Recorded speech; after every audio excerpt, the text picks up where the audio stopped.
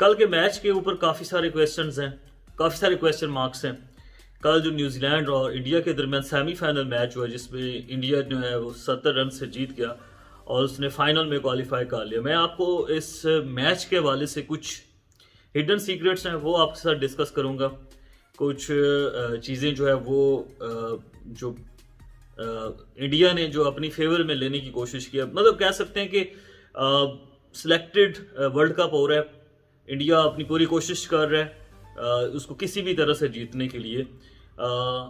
ठीक है, क्रिकेट अच्छी वो खेल रहे हैं, इस बात में कोई शक नहीं है, लेकिन उसके साथ साथ जो चीज़ें हो रही हैं, जो दूसरी टीम को जो है ना, थोड़ी सी भी अगर एक अच्छी टीम को फेवर मिल जाए तो वो 50, 60, 70 रन से वो जीत सकती है, इसमें कोई दो राय नहीं है।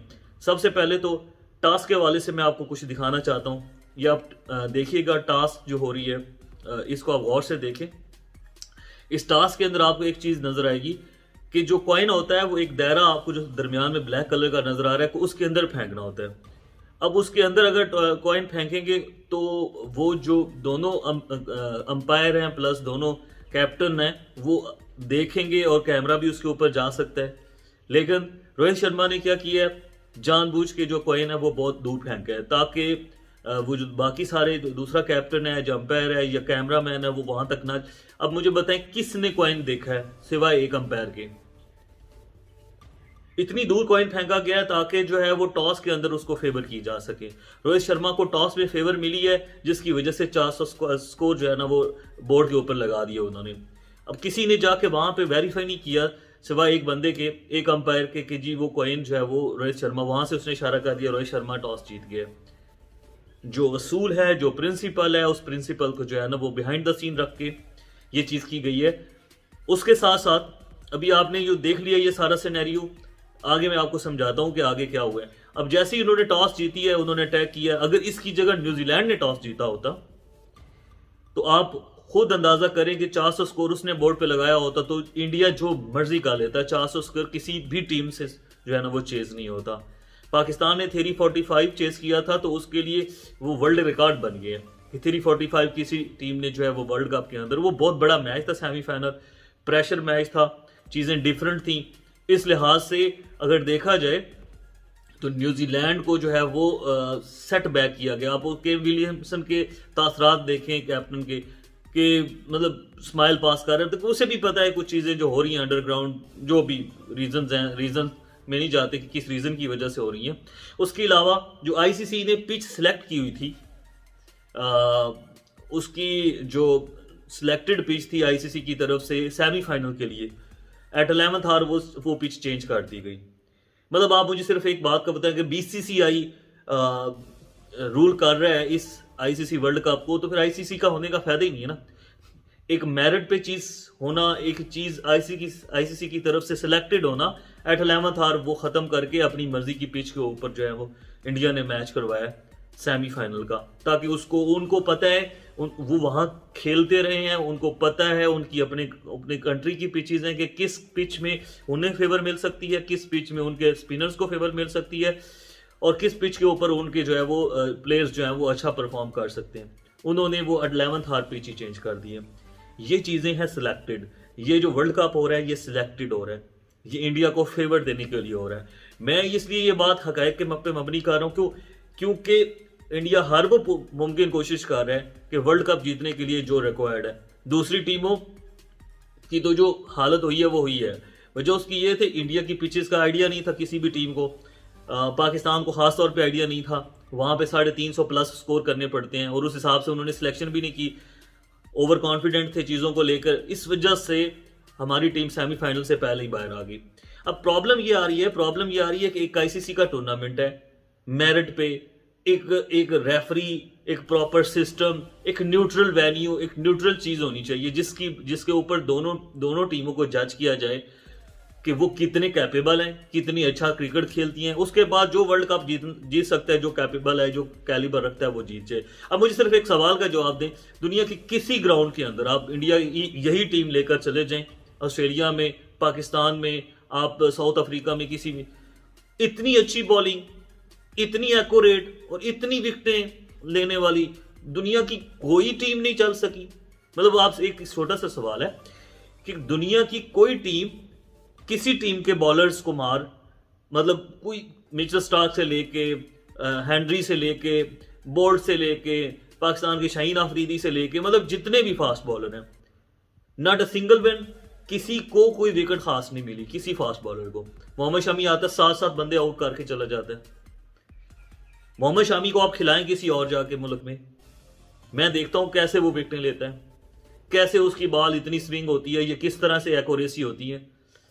तो बहुत सारी चीजें हिडन है, बहुत सारी चीजों का आप कह सकते हैं कि आइडिया जो है with the passage of time भी होगा। कुछ चीजें जो है पिन पॉइंट मैंने की हैं। बाकी जहां तक क्रिकेट का ताल्लुक है, कल का मैच बहुत अच्छा हुआ है। 400 स्कोर जरूर 2 नंबरी करके इंडिया ने बोर्ड पे लगा दिए थे। पिच अपनी मर्जी की खिला के, बैटिंग जो है वो टॉस अपने आप को जितवा के और सारी चीजें करने के बावजूद 400, लेकिन जो न्यूजीलैंड ने चेस किया 220 पे उनके 2 आउट थे और 30 के 32 ओवर हुए थे उस टाइम।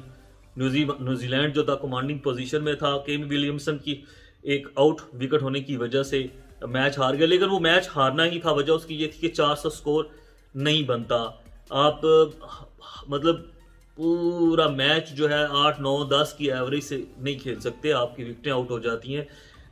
T20 में हिसाब और होता है, पहले 6 ओवर्स में दायरे के अंदर लोग होते हैं, इस वजह से वहां पे रन चेज करना आसान होता है। 6 ओवर्स में बहुत सारा स्कोर लग चुका होता है, अगर 220-30 भी बन जाता है ना तो आसान होता है। उसकी वजह से अगर दायरे के अंदर से आप 100-125 स्कोर पहले 6 ओवर्स में बना लेते हैं, लेकिन इसमें कोई दायरा नहीं होता। इसमें दूसरा ये है कि विकेटें आपकी 3-4 पहले से 2-3 आउट हो चुकी होती हैं, उसमें 10 की 10 विकेटें आपकी बाकी होती हैं। अगर 220 भी आपने बनाने हो तो बन जाते हैं। वनडे में 400 स्कोर और 10 की एवरेज से 9 की एवरेज से लेकर पूरा मैच चलना बहुत मुश्किल होता है, इतना आसान नहीं होता। वो मैच न्यूजीलैंड नहीं जीत सकता था। अगर इंडिया होता न्यूजीलैंड की जगह पे वो भी नहीं जीत सकता था। तो रियल फैक्ट ये है कि इंडिया को जितवाया गया है, उसको प्लान करके चीज़ें दी गई हैं, उसके लिए सिलेक्शन की गई है चीज़ों की। तो अगर इस तरह के वर्ल्ड कप करवाने, इस तरह के आईसीसी की टूर्नामेंट करवाने, तो आप यकीन माने आने वाले टूर्नामेंट्स के अंदर जो है ना लोगों का इंटरेस्ट खत्म हो जाएगा। कि इंडिया को वैसे ही ट्रॉफी पकड़ा दिया करें भी, आप जो है ना वो ये ट्रॉफी ले लें, वर्ल्ड कप ये जो भी है, T20 का वर्ल्ड कप है जो भी है, वो ट्रॉफी ले लें और आप अपने पास रख लें। दूसरे सबको खेलने की जरूरत ही नहीं है ना, या टॉस के ऊपर ट्रॉफी दे दिया करें। मेरिट के ऊपर चीज़ें होनी चाहिए, न्यूट्रल वेन्यू के ऊपर होनी चाहिए। जो आईसीसी की पिच थी उसके ऊपर ये वाला मैच होना चाहिए था दोनों टीमों के लिए। जो भी मेरिट पे फैसला होता हो जाता। टॉस के अंदर जो गैम्बलिंग हुई है वो नहीं होनी चाहिए थी। मतलब बहुत सारी चीज़ें जो हैं वो गलत हुई हैं इस टूर्नामेंट के अंदर। फिर जो आप DRS का सिस्टम चेक कर लें, जहां रोहित शर्मा या जो जहां इंडियन प्लेयर जो है वो DRS के जरिए पे जाता है, वो उसको आउट नहीं मतलब देता थर्ड अंपायर। बाकी किसी भी टीम का होगा तो DRS का जो है इशू बन जाता है। पाकिस्तान के मैच के अंदर जो साउथ अफ्रीका के खिलाफ था उसके अंदर एक अगर विकेट वो DRS के ऊपर जो है आउट नहीं हुआ, जो भी रीज़न बनी है जिसकी वजह से नहीं हुआ। तो बहुत सारी चीज़ें DRS की गलतियां, प्लानिंग की गलतियां, सिलेक्शन हुई है, सारी चीज़ें ऑलरेडी तय है कि इंडिया को ये वर्ल्ड कप जितवाना है ताकि ब्रॉडकास्टर खुश हो सके, ब्रॉडकास्टर को ज़्यादा पैसा मिल सके और जो है ना वो आगे क्रिकेट में जो है ना वो बादशाही इंडिया की मतलब जो है ना वो हो सके।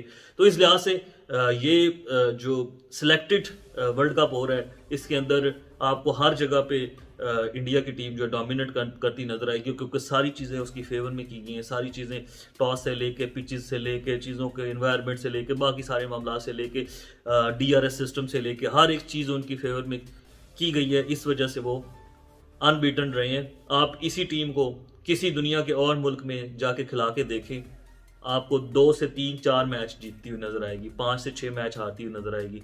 आप खुद सोच रहे 2013 से ऑनवर्ड यही टीम खेल रही है। 2015 के वर्ल्ड कप में क्या हुआ, 2019 के वर्ल्ड कप में क्या हुआ है, कैसे ये हारते गए हैं।